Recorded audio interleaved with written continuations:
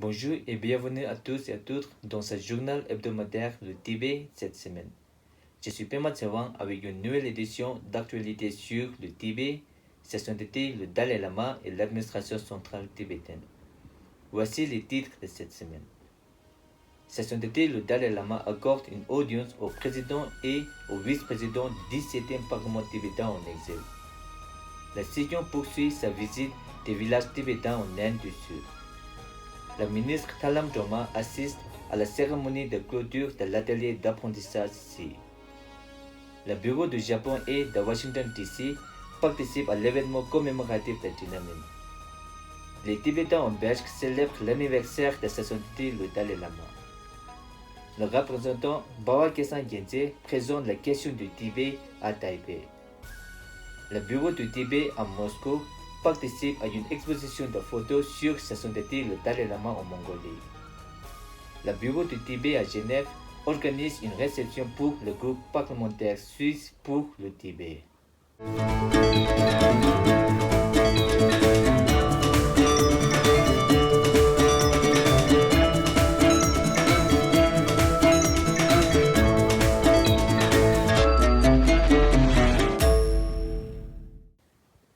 Sa sainteté le Dalai Lama a accordé une audience au président Khenpo Sonam Tempe et au vice-président Joma Tsering du 17e Parlement tibétain en exil le 4 juin 2022. Au cours de cette audience, le président et le vice-président ont informé sa sainteté des activités du Parlement tibétain en exil. Le 8 juin 2022, sa sainteté le Dalai Lama est également apparu lors de la récitation de 100 millions de manées au temple principal de Dharamshala pour bénir la cérémonie de prière.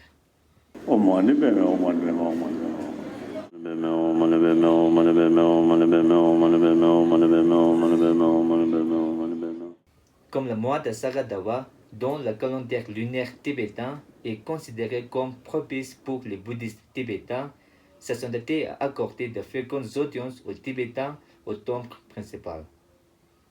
Au nom des Tibétains et du 17e Parlement tibétain en exil, le président du Parlement tibétain en exil, Khenpo Sonam Tempe, a adressé ses plus sincères félicitations à Budila Kalpoche pour sa réélection en tant que membre du Parlement provincial de Parkdale High Park au Canada.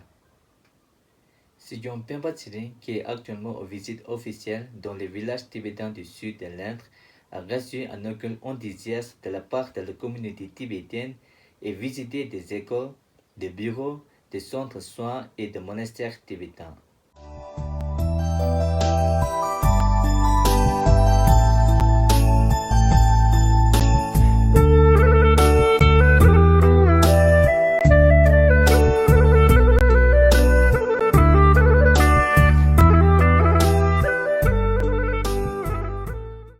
Dans le village tibétain de Balakopi, en plus de rappel de son engagement envers la communauté tibétaine, Sijon a rencontré l'honorable ministre en chef du Karnataka, Sri Basavaraj Bommai, et lui a transmis les salutations de l'administration centrale tibétaine.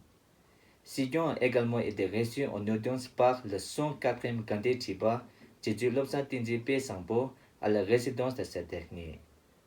À Hunsur et Kollegal, Sijon a visité les monastères, les écoles, les maisons de retraite, les Minjikan, les centres de soins de santé, les bureaux d'établissement et les ONG et interagi avec les résidents tibétains lors de la visite de chaque village. Sijon s'est adressé au public, soulignant principalement les plans et la ligne de conduite du 16e Kashak pour les années à venir. Il a également pris part aux diverses inaugurations.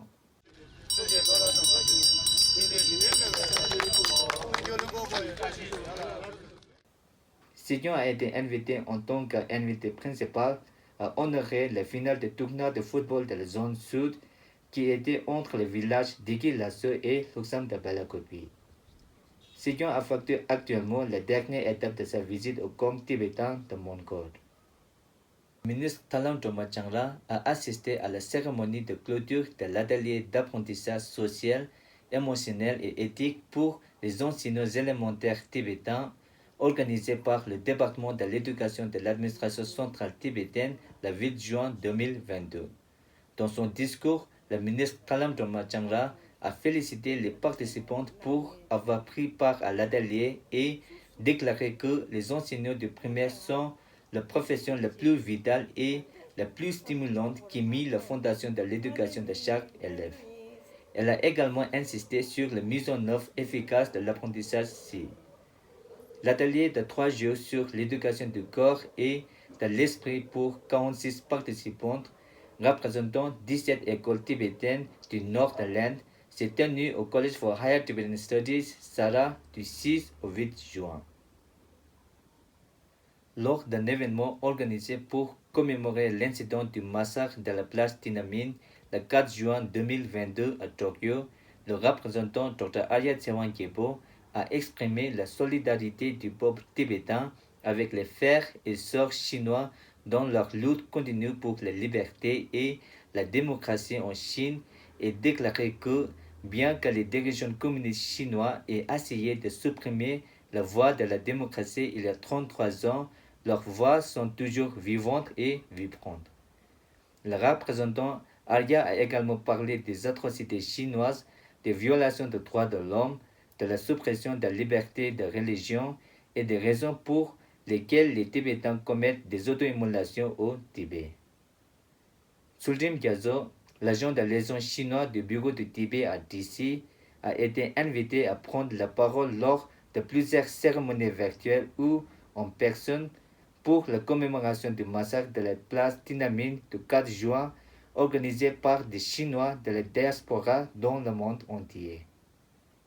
Suljim Gyatso a assisté à la commémoration virtuelle intitulée la 33e commémoration virtuelle mondiale du 4 juin 2022 en compagnie du représentant Kesan Gyatso du bureau du Tibet à Taïwan et de Jayan Siri, rédacteur en chef de Xinjiang Jia le 4 juin 2022.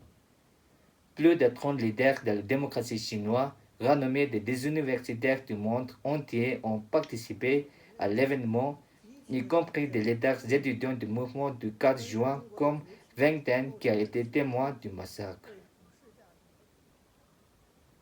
La représentante Rinzin Chodron Kyenkan a assisté à la célébration du 88e anniversaire de sa sainteté le Dalai Lama en tant qu'invité principal de l'association tibétaine nommée en Belgique le 4 juin 2022. Dans son discours d'ouverture, la représentante Rinzin Chodron Kyenkan a déclaré que sa sainteté le Dalai Lama est un leader prééminent du Tibet dont les contributions de toute une vie au bien-être de la communauté tibétaine, en particulier pendant la période difficile du Tibet, sont inégalées.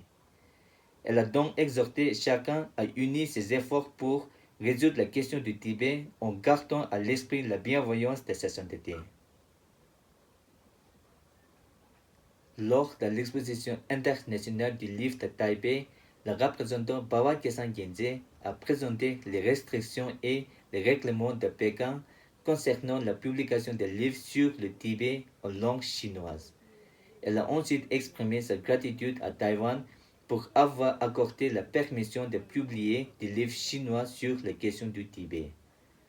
Le représentant a également présenté aux spectateurs des livres exposés sur sa sainteté le Dalai Lama, l'histoire, la religion et la culture du Tibet, l'éducation et l'environnement tibétain, les relations entre le Tibet et la Chine, ainsi que les livres écrits par des Tibétains, des Taïwanais et des Chinois.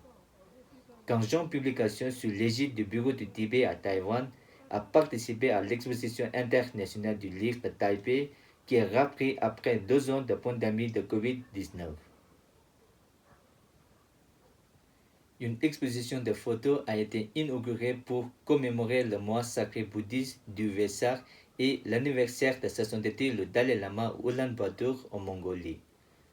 Le représentant Telo Tulku Rinpoche a ouvert l'événement en expliquant les 4 principaux engagements de sa sainteté le Dalai Lama. Le représentant Telo Tulku Rinpoche a également fait remarquer que, bien que de nombreux Mongols vénèrent sa sainteté le Dalai Lama en tant que figure religieuse, beaucoup ignorent ses contributions dans le domaine de l'éducation, de la science, de l'humanité. Par conséquent, l'exposition de photos éclairera les spectateurs et leur permettra de mieux comprendre sa sainteté le Dalai Lama.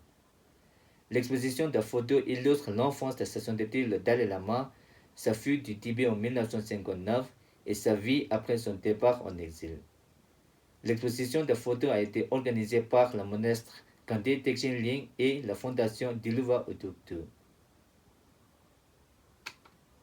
Le bureau du Tibet à Genève a organisé une réception pour le groupe parlementaire suisse pour le Tibet afin de lui exprimer sa gratitude pour son soutien au Tibet au Parlement suisse le 7 juin 2022. Le représentant Chimi Rinzin a remercié les membres du groupe parlementaire suisse pour le Tibet d'avoir mis en lumière la détérioration rapide de la situation du peuple tibétain et d'avoir demandé à la Chine de rendre compte de ses atrocités au Tibet. Le co-président du groupe parlementaire suisse, l'honorable Nicolas Welter, a remercié le bureau du Tibet d'avoir organisé cette réception et assuré le groupe parlementaire de sa préoccupation constante pour la situation des Tibétains au Tibet et en exil. Le Parlement suisse a commencé sa session d'été le 30 mai et doit la terminer le 18 juin 2022. C'est la fin de ce journal. Merci d'avoir suivi Tibet TV. À la semaine prochaine.